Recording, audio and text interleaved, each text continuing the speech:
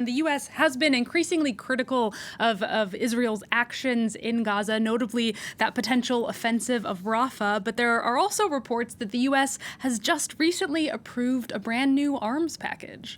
Absolutely. There's a report coming from the Washington Post that was published yesterday where the reporters are citing a Pentagon and State Department sources. They're confirming that there have been new shipments of arms to Israel, including 1,800 2,000-pound bombs. Some of them have already been used in Gaza, and 500 500-pound bombs.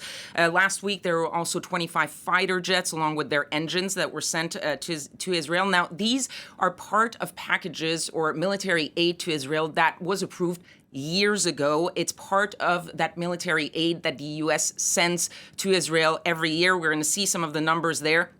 On average, it's $3.8 billion a year, and this is approved through 2028. That includes $3.3 billion, which are grants that allow Israel to purchase U.S. military equipment and U.S. military services, as well as $500 million for missile defense programs. That includes, of course, the very famous Iron Dome. There's also currently a separate discussion in Congress over about $14 billion in emergency funding for Israel. This is mixed with that emergency funding for Ukraine that we've been talking about a lot, that has been stuck in Congress. Now, so far, even though, as you said, the U.S. has been critical of Israeli operations, Joe Biden talking about the red line, they have not been willing to touch the weapons. Now, finish with some criticism coming out from the Democratic side, the left wing of the Democrats.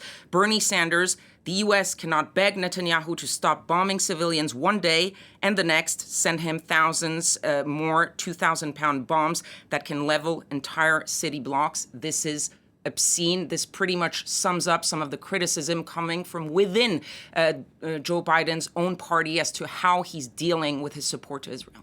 Yeah, the U.S. not putting their money where their mouth is, as they say. Kethevane, thank you so much for that. That's our international affairs editor there, Kethevane Gorjestani.